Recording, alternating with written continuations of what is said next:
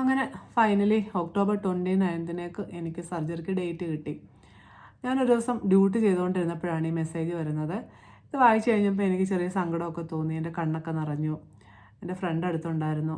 അവൾ വന്നിട്ട് പറഞ്ഞു, ഇത് നമുക്ക് അസുഖം മാറാൻ വേണ്ടിയിട്ടല്ലേ ഇതൊക്കെ ചെയ്യുന്നത്, എന്തിനാ സങ്കടപ്പെടുന്നതെന്നൊക്കെ ചോദിച്ച് എന്നെ ആശ്വസിപ്പിച്ചു. ഞാനും വിചാരിച്ചു ശരിയാണ്, എന്തായാലും സർജറി ചെയ്യണം, ബാക്കി ട്രീറ്റ്മെൻറ്റുകളൊക്കെ എടുക്കണം, നമുക്ക് പെട്ടെന്ന് സുഖപ്പെടണ്ടേ. അതൊക്കെ ആലോചിച്ചപ്പോൾ വിഷമമൊക്കെ പോയി. അങ്ങനെ ദിവസങ്ങൾ പോയി. ആ ദിവസം എത്തി 29th. അന്ന് രാവിലെ 7:30 ആകുമ്പോൾ ഹോസ്പിറ്റലിൽ എത്താനാണ് നമ്മളോട് പറഞ്ഞത്. അങ്ങനെ ഞാനും എൻ്റെ 2 ഫ്രണ്ട്സും കൂടാണ് പോയത്. അവിടെ ചെന്നു. കുറച്ച് ടെസ്റ്റും കാര്യങ്ങളും അതൊക്കെ ഉണ്ടായിരുന്നു. പിന്നെ ഡ്രസ്സ് ചേഞ്ച് ചെയ്തിട്ട് നമ്മളെ വെയിറ്റിംഗ് ഏരിയയിൽ അവിടെ ഇരുത്തി. ഞാൻ അതുവരെ ഫോണിൽ കൂടെ മാത്രം സംസാരിച്ചിട്ടുള്ള എൻ്റെ ഒരു ഫ്രണ്ട് ഉണ്ടായിരുന്നു. പുള്ളിക്കാരി ആ ഹോസ്പിറ്റലിലാണ് വർക്ക് ചെയ്യുന്നത്. പക്ഷേ ഞാൻ നേരിട്ട് കണ്ടിട്ടില്ലായിരുന്നു. എന്നെ കാണാനായിട്ട് വന്നു. ആ വെയിറ്റിംഗ് ഏരിയയിൽ ഇരുന്ന് ഞങ്ങൾ കുറേ സമയം സംസാരിച്ചു. അത് കഴിഞ്ഞ് പിന്നെ ഒരു സ്റ്റാഫ് വന്നിട്ട് നമ്മളെ തിയേറ്ററിലോട്ട് കൂട്ടിക്കൊണ്ടുപോയി 11 മണിയൊക്കെ കഴിഞ്ഞപ്പോൾ. അങ്ങനെ പോകുന്ന വഴിക്കൊക്കെ ഞാൻ നല്ല സന്തോഷമായിട്ട് വർത്താനമൊക്കെ പറഞ്ഞാണ് പോകുന്നത്. തിയേറ്ററിൻ്റെ ഫ്രണ്ടിൽ ചെന്ന് കഴിഞ്ഞപ്പം എനിക്ക് സങ്കടം വന്നു. എൻ്റെ കണ്ണൊക്കെ നിറഞ്ഞു വീണ്ടും.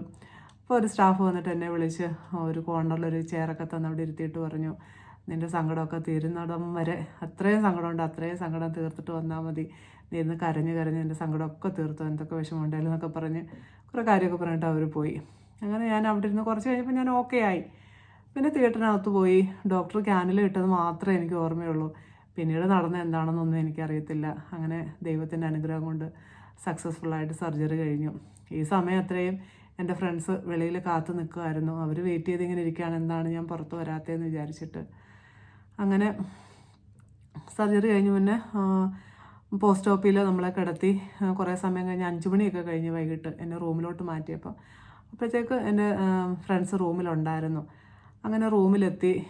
കുറേ സമയം അവിടെ 1-2 മണിക്കൂറേ അവിടെ നമ്മൾ സ്പെൻഡ് ചെയ്തുള്ളൂ. പിന്നെ പെയിൻ കില്ലർ തരുന്നുണ്ടായിരുന്നു, ഇഞ്ചക്ഷൻ തന്നായിരുന്നു. അത് കഴിഞ്ഞ് പിന്നെ ഡ്രസ്സൊക്കെ നമ്മൾ വീട്ടിൽ നിന്ന് കൊണ്ടുപോയത് ചേഞ്ച് ചെയ്തെല്ലാം മാറ്റി. അത് കഴിഞ്ഞ് പിന്നെ വീട്ടിലോട്ട് കൊണ്ടുപോകാനുള്ള മെഡിസിനൊക്കെ തന്നു. അതും ഇത് വേദനയ്ക്കുള്ള മരുന്നുകൾ മാത്രമേ ഉള്ളൂ, അല്ലാതെ വേറെ മരുന്നുകളൊന്നും തന്നെ ഇല്ലായിരുന്നു.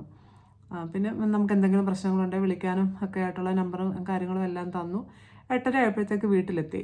അതായത് സർജറി കഴിഞ്ഞ് സെയിം ഡേയിൽ തന്നെ നമ്മൾ രാത്രി വീട്ടിലെത്തി. രാത്രിയിൽ അന്നും വലിയ കുഴപ്പമൊന്നും ഉണ്ടായിരുന്നില്ല. കാരണം ഈ വേദനയുടെ ഇഞ്ചക്ഷൻ നമ്മൾ എടുത്തിട്ടാണ് പോകുന്നത്. പിന്നെ ടാബ്ലറ്റും കഴിക്കുന്നുണ്ടായിരുന്നു. ആദ്യത്തെ 2 ദിവസം ഞാൻ 4 മണിക്കൂർ ഇടവിട്ട് വേദനയുടെ ഗുളികകൾ കഴിച്ചു. അത് കഴിഞ്ഞ് പിന്നീട് ഞാൻ 3 നേരമാക്കി. പിന്നെ വേദന ഉള്ളപ്പം മാത്രം കഴിച്ചാൽ മതി എന്നായി. അങ്ങനെ വലിയ വേദനയൊന്നും ഇല്ലാതാണ്, ഈ ഗുളികളൊക്കെ കഴിച്ചുകൊണ്ടായിരിക്കാം. പിന്നെ എൻ്റെ ഫ്രണ്ട്സ് എൻ്റെ കൂടെ ഉണ്ടായിരുന്നു. അവർ ആനുവൽ ലീവൊക്കെ എടുത്ത് എന്നെ നോക്കാനായിട്ട് എൻ്റെ കൂടെ നിന്ന് കറക്റ്റ് ഒരു മാസം എൻ്റെ കൂടെ നിന്ന് എന്നെ നല്ല രീതിയിൽ അവർ നോക്കി. അങ്ങനെ ആ സർജറിയുടെ ആ ഒരു ടൈം നല്ല രീതിയിൽ കഴിഞ്ഞു. ദൈവത്തിൻ്റെ കൃപ കൊണ്ടെല്ലാം ഭംഗിയായിട്ട് നടന്നു. ബാക്കി വിശേഷങ്ങൾ ഞാൻ അടുത്ത വീഡിയോയിൽ പറയാം. വീഡിയോ ആദ്യമായിട്ട് കാണുന്നവർ എൻ്റെ ചാനലൊന്ന് സബ്സ്ക്രൈബ് ചെയ്ത് ഹെൽപ്പ് ചെയ്യണം. Thank you.